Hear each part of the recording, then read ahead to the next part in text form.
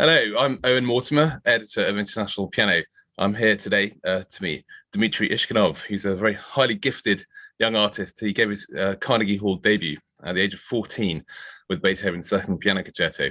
He was born in Moscow, but moved to Malta, age 3, and from 2014 to 2021, he studied with Nina Tishman and Geza Luka in Cologne. His current teacher is Pavel Gililov at the Mozarteum University in Salzburg. And aside from his exceptional musical talent, he's a very gifted linguist and speaks 4 languages, I understand, fluently, which is very impressive. So we're here to chat because on 16th of December, Dmitry is making his Carnegie Hall solo recital debut with a program of music by Chopin at the Weill Recital Hall. So I understand that your interest in music was first noticed when you started playing the piano with your babysitter. So that was when you were 4.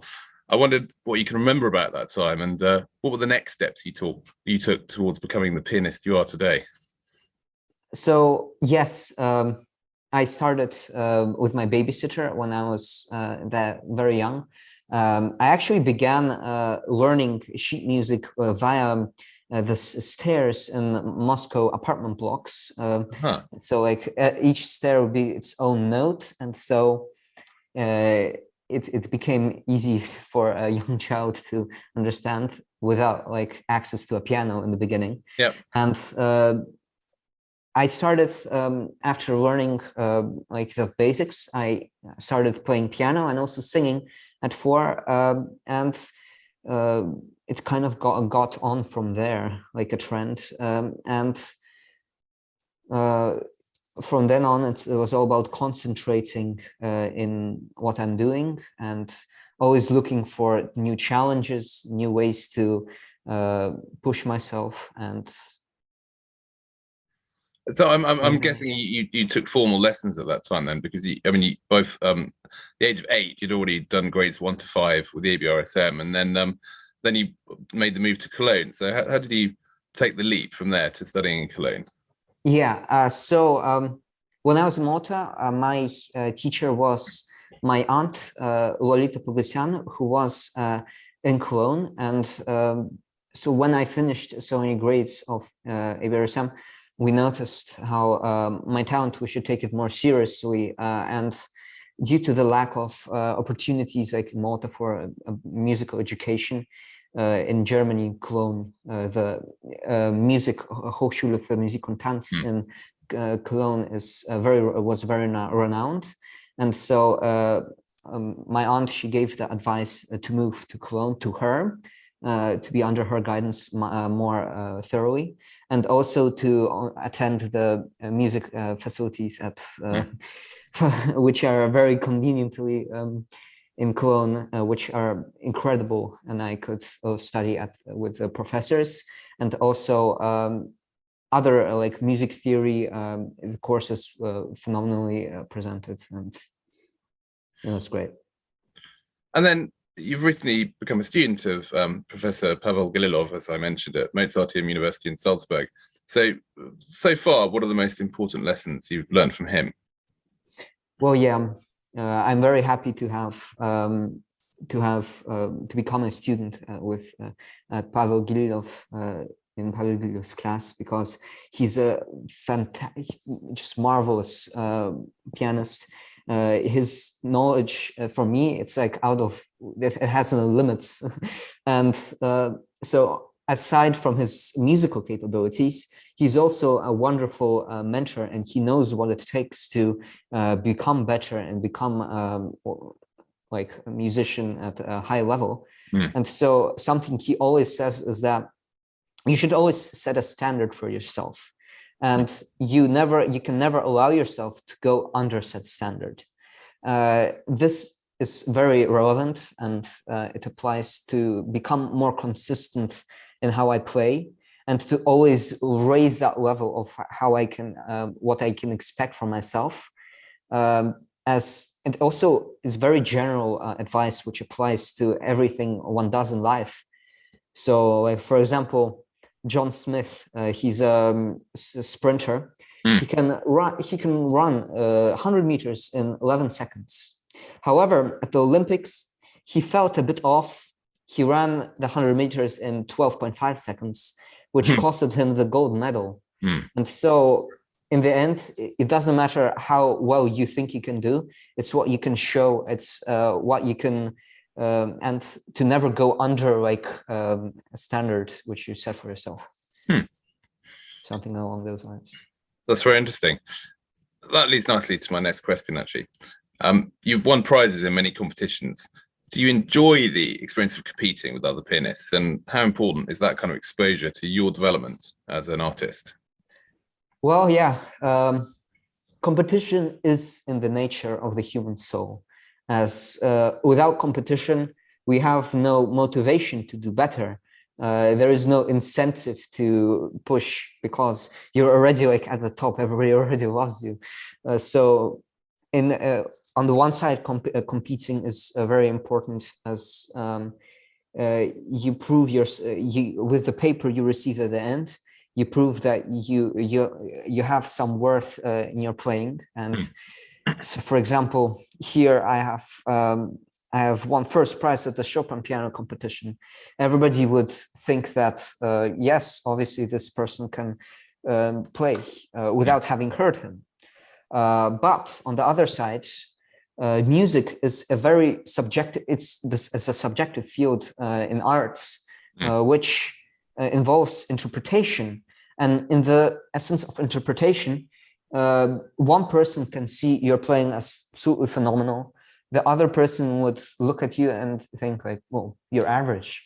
And so having been recognized by on a certain day at a certain competition, yes, it does say something, but in the end, it's about what you play on every day in your concerts. It's about getting the hearts of the audience at every single stage, which is at the moment I'm not thinking that much of doing competitions due to this reason, as I wouldn't really need it. So for your Carnegie Hall solo recital debut, you've chosen an all Chopin program. So for you, what does Chopin's music mean to you, and what are its qualities that you most admire? So one of his most commendable attributes is his connection with the piano and how he brings out his music. So what happens is that most times when you're playing Chopin, you do not feel like you're playing the piano, because the essence of the piano is generally just hammers hitting strings. It could as well be like sticks hitting drums, but through as a pianist, and especially through Chopin's music, it is all about creating an infinite realm between two different notes, which is generally what singers do, which singers can do with their voice, or violin players, as they have the intonation between F and G. And so his music is, it creates, using this, it creates so many emotions, which can be completely different, which depends on how the pianist visualizes the piece and how he performs it. And every micrometer of how you press the key would change the attitude and emotion of the piece. That's what I love most about his music. I mean, one more thing is that unlike other composers, like for example Beethoven, he would look at the piano score and he would envision them as an orchestral work. And so he would, because the piano has such a wide range, he could split up the different voicings and sound and imitate different other instruments. However, Chopin, he doesn't have the point of view of an orchestral side, and he knows the piano more thoroughly than anybody else. Yeah. Interesting. For your Carnegie Hall program, you've programmed first the four Mazurkas, Opus 17. And the Mazurkas are notoriously difficult to interpret because of their connection with Polish folk dance. So have you approached that music and overcome its challenges? Yeah. The Polish folk dance, yes, he definitely had a lot of inspiration from the folk songs at the time. This can be seen definitely in his melodies and such. However, it is important to note that his mazurkas are not something to be played that you can dance to. It is not supposed to be just playful, joyful piece. Instead, it has a much more concentrated and intense approach. And this is evident in the way he writes his music. And the general difficulties of the mazurkas, even though it appears very simplistic, the structure and like the technical demands, unlike the etudes, which are obviously technically challenging, the mazurkas are, you need a much more keen sense on the details, as the phrasings are so important to creating the to conveying what Chopin wanted. The contrasts are very hard to do, as in the one part of the mazurka, you could be having a parade, in the other it's incredible trauma. And what's interesting is also the rhythm in which he makes this his compositions. Critics at the time of Chopin's debut of his mazurkas, they were always in discordance about what was the actual time signature he wrote the piece in, because Chopin, the way he constructed his pieces, also in the sheet music, it's all about escaping the traditional time as a signature 1, 2, 3, 4, like the march, or a waltz. In his waltzes, obviously, a 1, the first beat would carry of more significance. In mazurkas, it's supposed to be outside of like the natural time you would sense, and so that's pretty challenging to convey this attribute. But a fascinating challenge. So you're also including one of the nocturnes, the C-sharp minor, opus 27, and then concluding your program with the Etudes, opus 25. The Etudes studies display great expressive range as well as technical virtuosity. So, I mean, what is it about this music that you most enjoy when you're playing it?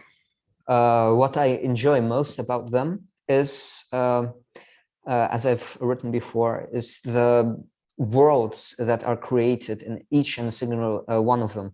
What Chopin, the stories which are told are all very different, and this is completed through the different approaches to technique.